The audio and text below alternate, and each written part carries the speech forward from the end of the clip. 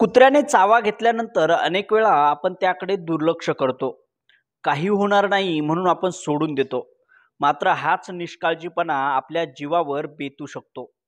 पाहुयात या संदर्भात डॉक्टरांचं काय मत आहे. कुत्रा चावलं की लोकांच्या मनामध्ये भीती ही सगळ्यात महत्त्वाची गोष्ट आहे आणि अंधश्रद्धा ही दुसरी गोष्ट आहे. मी आज सांगेल की कुत्रा चावल्यानंतर तो आमचा पाळीव कुत्रा होता म्हणून त्याच्याकडे दुर्लक्ष करणं हा सुद्धा वेडेपणा ठरू शकतो.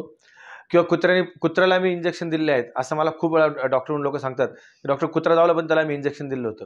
खरं तर हा काही संबंध नाही.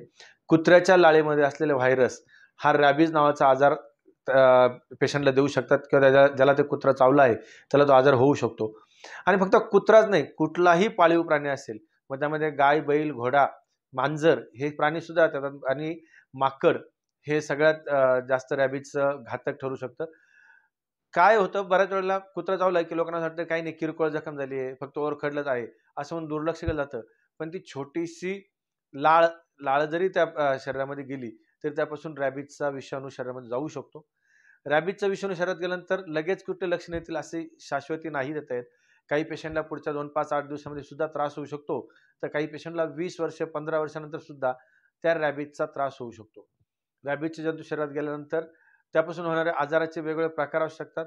पण कॉमनली असं म्हटलं जातं की आत्ता कुत्रा चावला आणि आम्ही काय करायचं.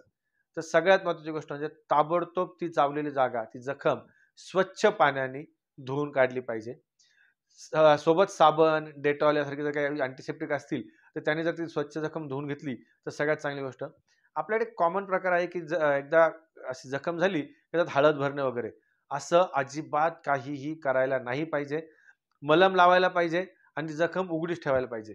कितीही रक्तस्राव होत असेल तर डॉक्टरांना ताबडतोब भेटा आणि ते रक्तस्राव थांबवण्यासाठी डॉक्टर काय करायचं ते करतील.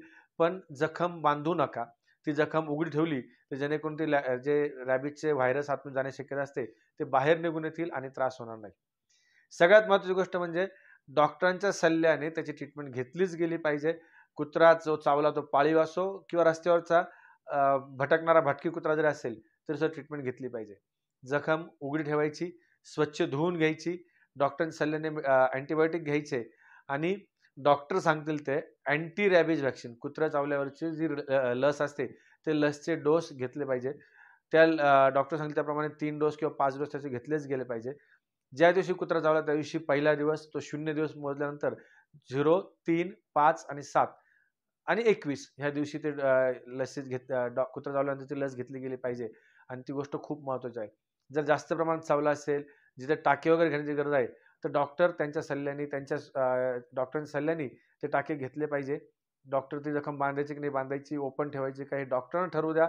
पण तुम्ही जखम बांधायला नको ही काळजी घेतलीच गेली पाहिजे. वैद्यकीय सल्ला घ्या. हा आजार जीवघेणा ठरू शकतो.